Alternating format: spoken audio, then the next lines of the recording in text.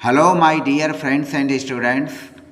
इस वीडियो में मैंने 3 फ्रेजेस को यूज़ करके डेली लाइफ में बोले जाने वाले हिंदी सेंटेंसेस को इंग्लिश सेंटेंसेस में ट्रांसलेट करने के बारे में हमने चर्चा किया है। इन तीनों फ्रेजेस का उपयोग हम अपने दैनिक जीवन में हिंदी वाक्यों के रूप में करते हैं, लेकिन इंग्लिश वाक्यों में हम उसको नहीं कर पाते, न जानकारी होने के साथ।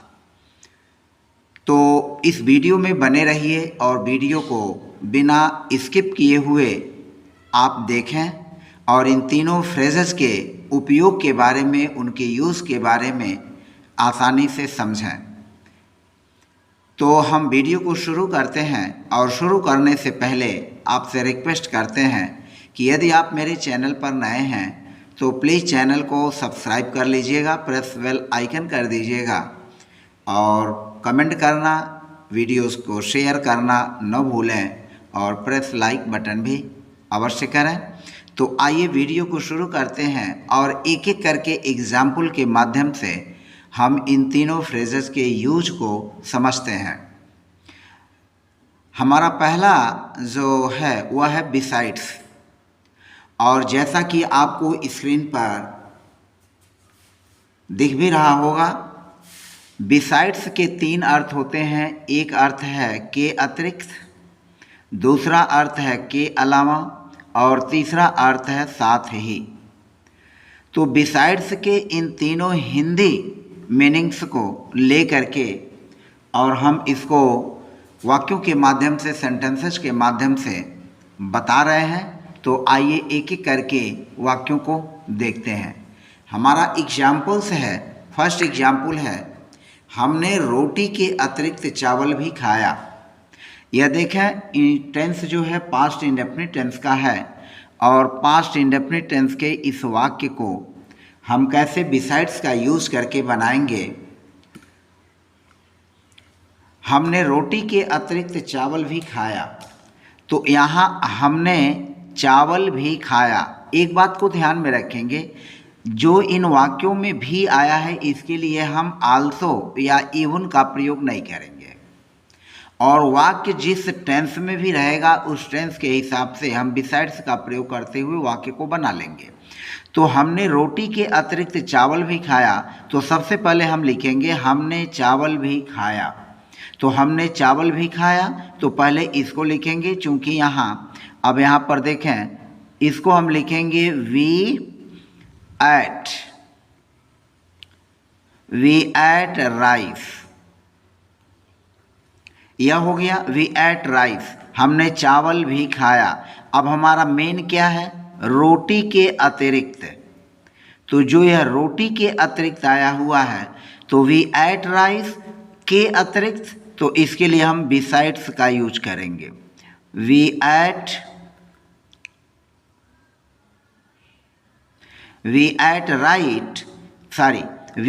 राइस बिसाइड्स किसके, रोटी के। तो बिसाइड्स चपाटीज, बिसाइड्स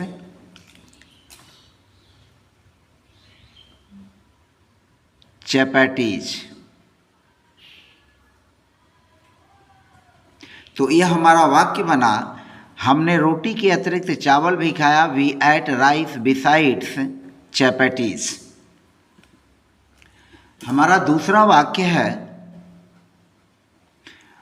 उसने मकान के अतिरिक्त बाग भी बेचा। उसने मकान के अतिरिक्त बाग भी बेचा। तो अब यहाँ लिखेंगे उसने बाग भी बेचा। तो हमारा वाक्य बनेगा ही sold his orchard. He sold his orchard besides his house. He sold his orchard, उसने बाग भी बेचा, के अतिरिक्त बिसाइड्स और उसके बाद his house. He sold his orchard besides his house, उसने मकान के अतिरिक्त बाग भी बेचा। हमारा थर्ड सेंटेंस है मैंने कलम के अतिरिक्त ब्रश भी खरीदा। अब यहाँ पर देखें मैंने खरीदा, मैंने ब्रश भी खरीदा, तो हम पहले इसी को बनाएंगे। यह पास्ट इंडेफिनिट टेंस में वाक्य है। मैंने ब्रश भी खरीदा तो आई bought a brush, I bought a brush, मैंने ब्रश भी खरीदा। उसके बाद हम के अतिरिक्त का यूज करेंगे तो बिसाइड्स हो जाएगा, और कलम तो besides a pen. I bought a brush besides a pen, I bought a brush besides a pen, मैंने कलम के अतिरिक्त ब्रश भी खरीदा। I bought a brush besides a pen. हमारा नेक्स्ट सेंटेंस है आगरा के अलावा वह मथुरा भी गई, तो हम लिखेंगे आगरा के अलावा वह मथुरा भी गई, तो हम आगरा के अलावा, अब यहाँ देखें के अलावा आया, के अतिरिक्त की जगह क्या यूज किया गया, के अलावा यूज किया गया।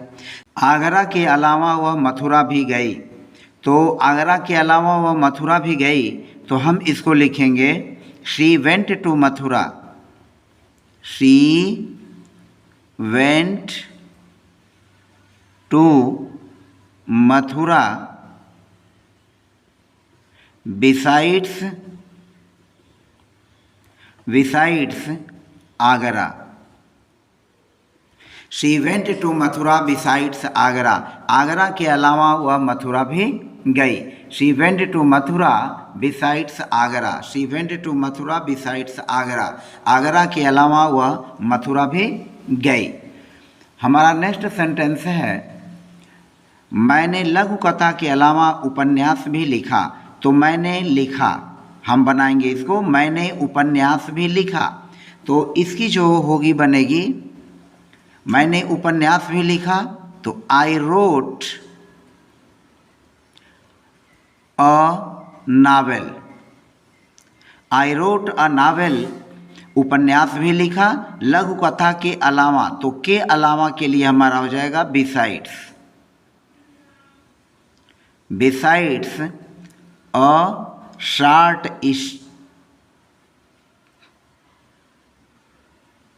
Besides a short story,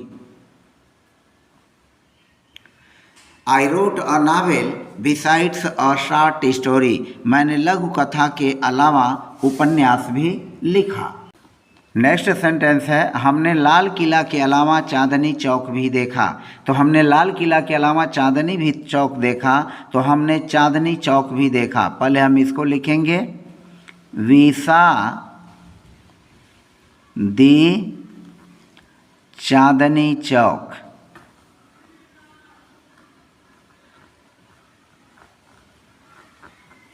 we saw the Chandni Chowk besides,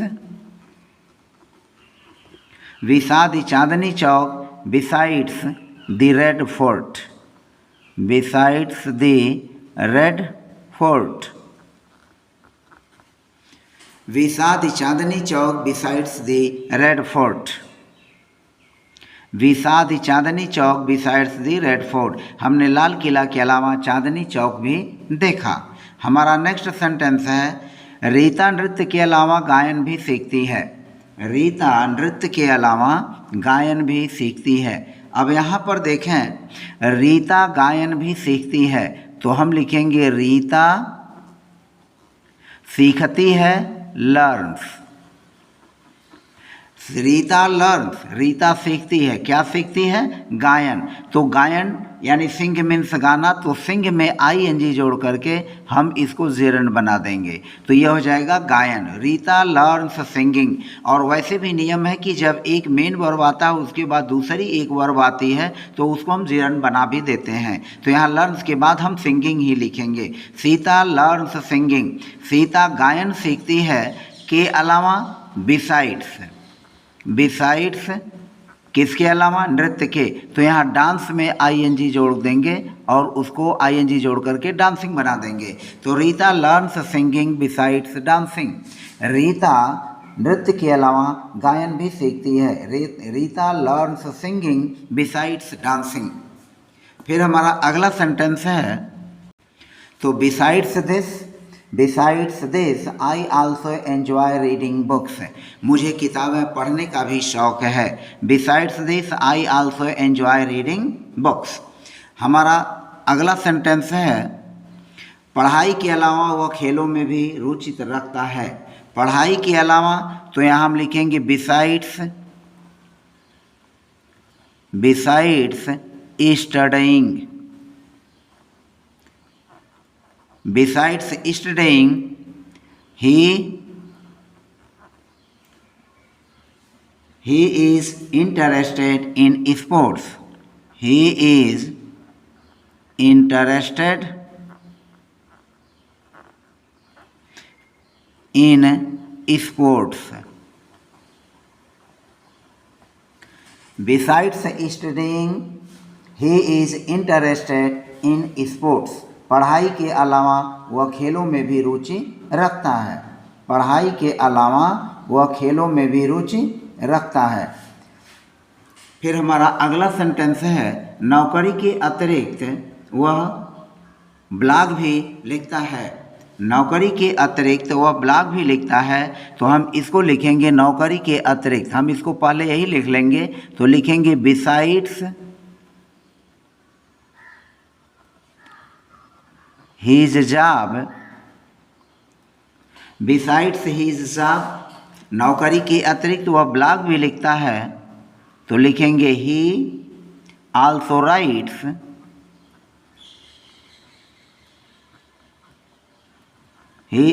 writes a blog. He also writes a blog. Besides his job, he also writes a blog. नौकरी के अतिरिक्त वह ब्लॉग भी लिखता है। आप इस वाक्य को ऐसे भी लिख सकते हैं, he also writes a blog besides his job। हम इसको बाद में भी लिख सकते हैं, जैसे जो है नौकरी के अतिरिक्त वह ब्लॉग भी लिखता है। तो besides his job he also writes a blog, या he also writes a blog besides his job. इसको हम ऐसे भी लिख सकते हैं, तुम्हारे साथ ही मुझे भी आमंत्रित किया गया। तुम्हारे साथ ही मुझे भी आमंत्रित किया गया। तो हम इसको लिखेंगे तुम्हारे साथ ही। तो besides you, besides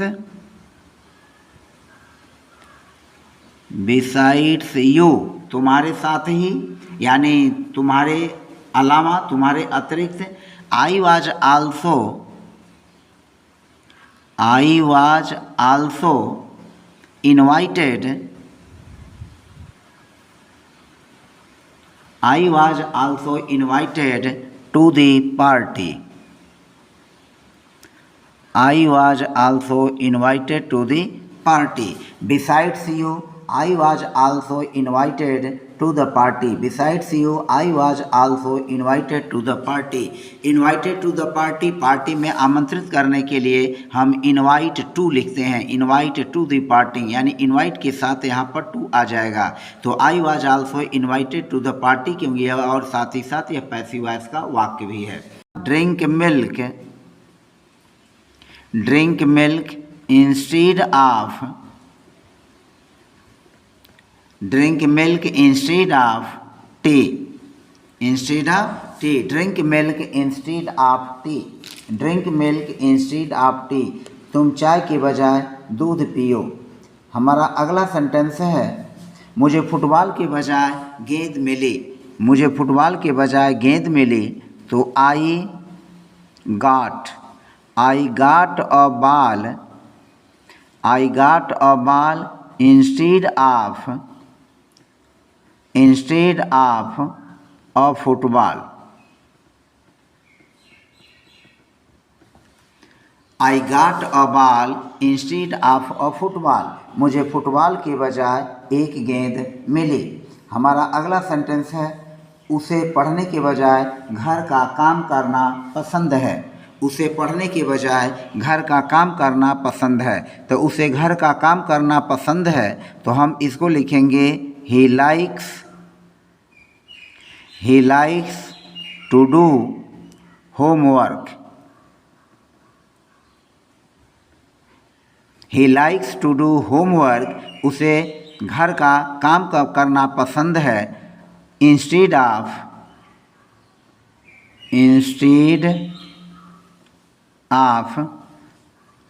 to read.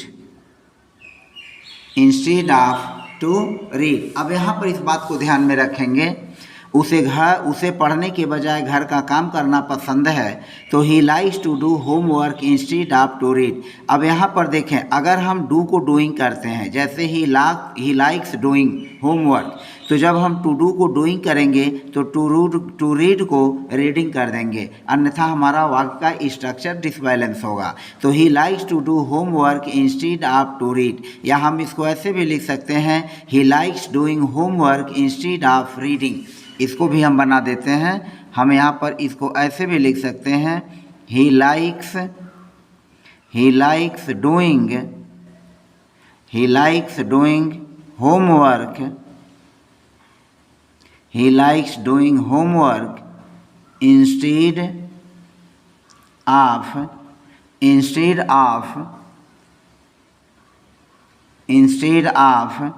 reading।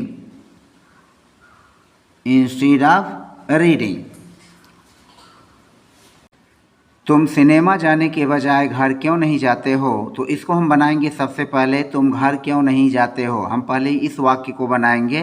तो why don't you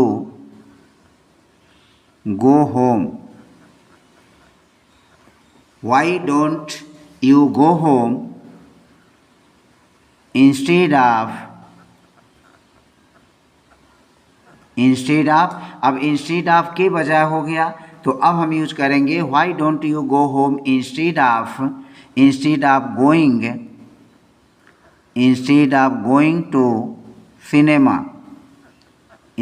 of going to cinema, interrogative mark. तो why don't you go home instead of going to cinema, तुम सिनेमा जाने के बजाय घर क्यों नहीं जाते हो? तो अब अगला वाक्य है, उसने मुझे लाल कलम की जगह काला कलम दिया। उसने मुझे लाल कलम की जगह काला कलम दिया, तो उसने काला कलम दिया, तो हम लिखेंगे ही gave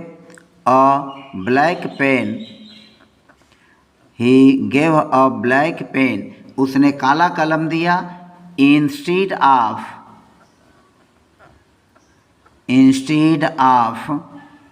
a red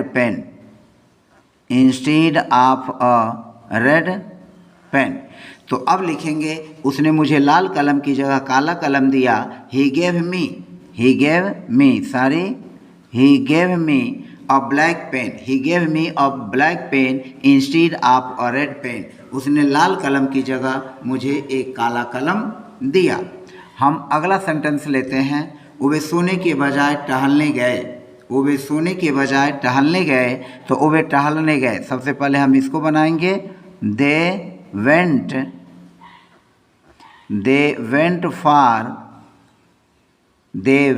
for a walk।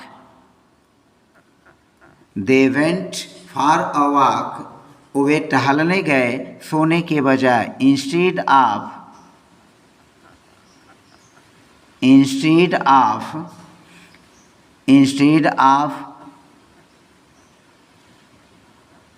sleeping। they went for a walk instead of sleeping। they went for a walk, वे टहलने गए instead of sleeping. they went for a walk instead of sleeping, वे सोने के बजाय टहलने गए। they went for a walk instead of sleeping। हमारा अगला वाक्य है, उसने संस्कृत के स्थान पर इतिहास पढ़ा। तो उसने इतिहास पढ़ा, हम इसको लिखेंगे, उसने इतिहास पढ़ा। he read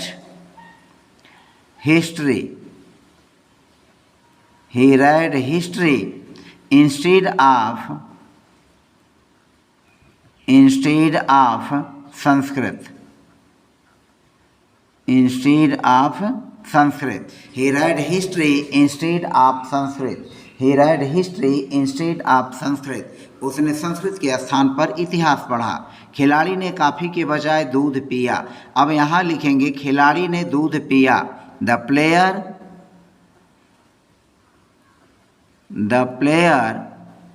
drank milk, the player drank milk. खिलाड़ी ने दूध पिया instead of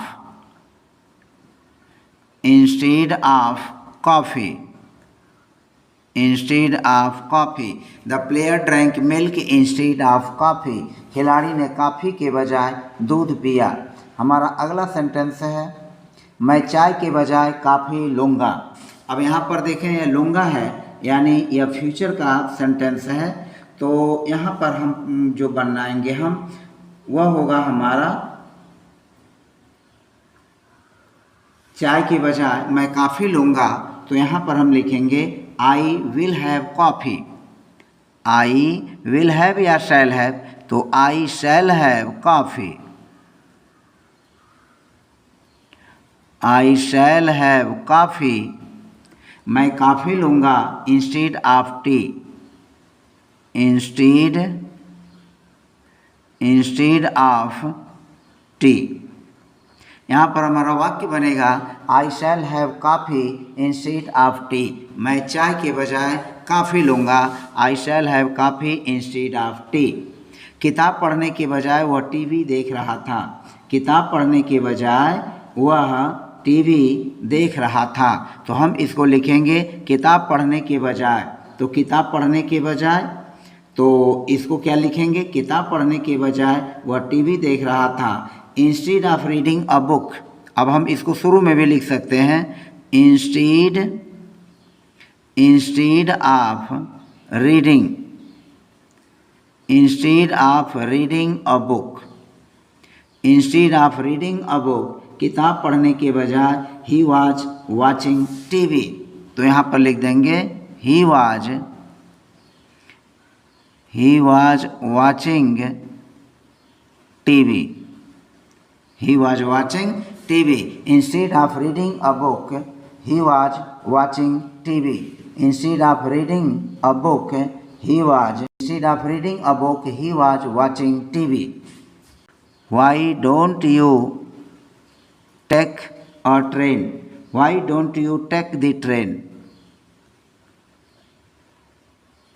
Why don't you take the train instead of the bus? Instead of the bus. Why don't you take the train instead of the bus? बस हमारा अगला वाक्य है आम के बजाय उसने सेब खाया। तो इसको लिखेंगे उसने सेब खाया।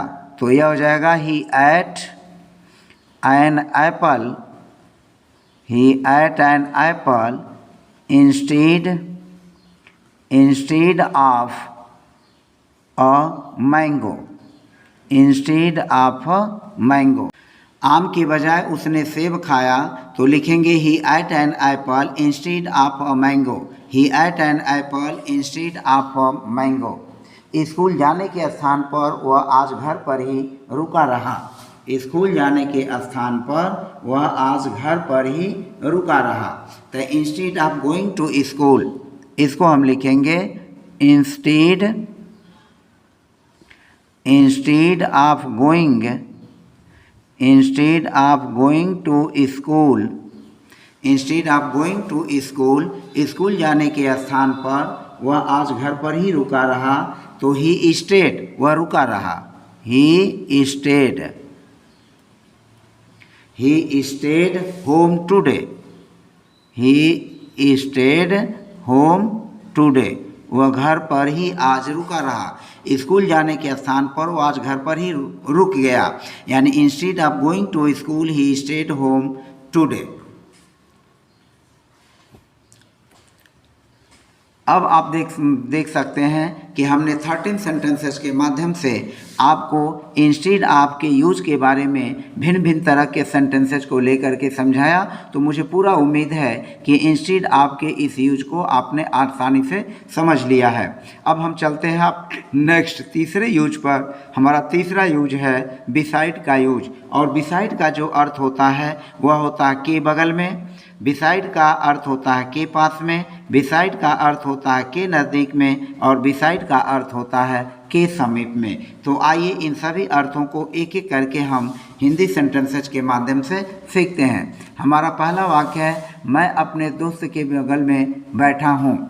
तो मैं अपने दोस्त के बगल में बैठा हूँ, यह प्रेजेंट कंटिन्यूअस टेंस का वाक्य है। I am sitting beside my friend. I am sitting beside my friend. मैं अपने दोस्त के बगल में बैठा हूँ। गाड़ी के पास एक कुत्ता बैठा है। यहाँ पर वाक्य है गाड़ी के पास एक कुत्ता बैठा है। तो हम लिखेंगे एक कुत्ता बैठा है। A dog is seating. यह प्रेजेंट कंटिन्यूअस टेंस का वाक्य है। A dog is seating beside. A dog is seating. A dog is sitting beside the car. A dog is sitting beside the car. गाड़ी के पास एक कुत्ता बैठा है। तो एक कुत्ता बैठा है, a dog is sitting present continuous में बनेगा। और गाड़ी के पास, तो गाड़ी के पास में beside the car। वह खिड़की के पास खड़ा है। वह खड़ा है, यह भी प्रेजेंट कंटिन्यूअस टेंस का वाक्य है। तो he is standing। he is standing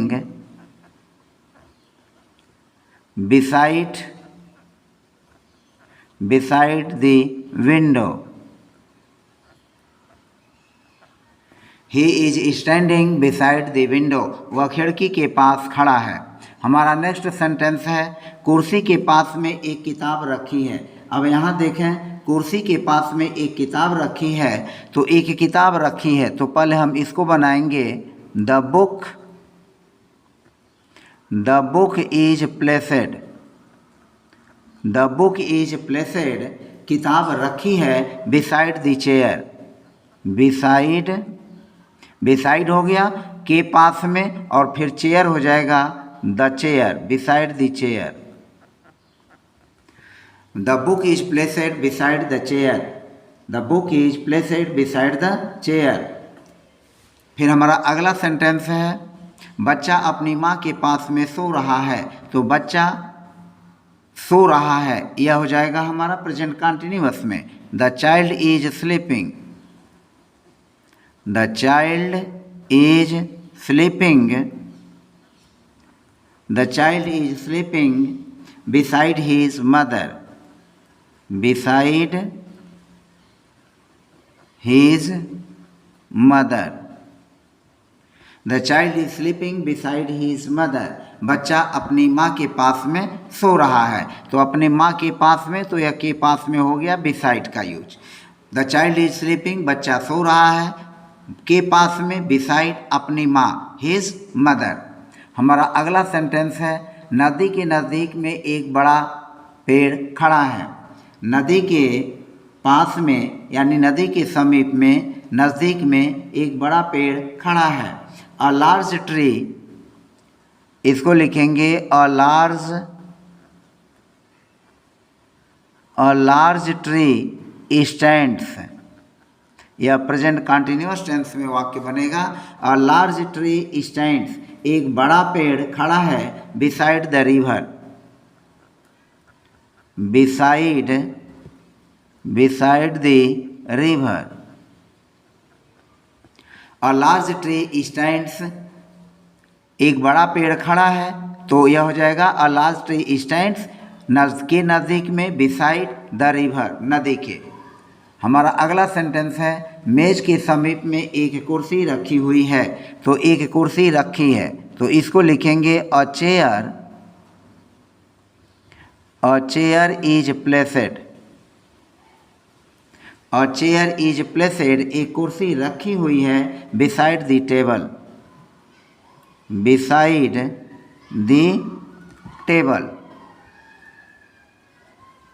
a chair is placed beside the table, मेज के समीप में एक कुर्सी रखी हुई है। मेरे घर के बगल में एक पार्क है। अब यहाँ एक पार्क है, हमारा सेंटेंस है एक पार्क है, और चूंकि एक पार्क है तो एक पार्क जो सब्जेक्ट है वह क्रिया के समीप में है, तो ऐसे वाक्यों को हम देयर से शुरू करते हैं जब सब्जेक्ट क्रिया के समीप में होता है। यहाँ वर्ब टू बी इज है और वर्ब टू बी इज के बगल में नज़दीक में समीप में जो है एक पार्क है, तो हम जो अ पार्क है यह देयर से शुरू होगा क्योंकि इसका सब्जेक्ट डमी सब्जेक्ट देयर होगा। तो there is a park, there is a park, there is a park एक पार्क है। बिसाइड माई हाउस,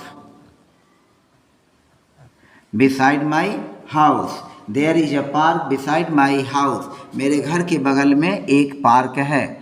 हमारा अगला सेंटेंस है उसके घर के बगल में एक कुआं है, तो वह भी यही होगा एक कुआं है, तो हम लिखेंगे there is a well, there is a well, there is a well beside his house, beside his house, there is a well beside his house. फिर अगला है विद्यालय के पास में कोई तालाब नहीं है, तो हम इस सेंटेंस को बनाएंगे विद्यालय के पास में कोई तालाब नहीं है, तो कोई तालाब नहीं है, there is no pond, there is no pond, there is no pond कोई तालाब नहीं है, बिसाइड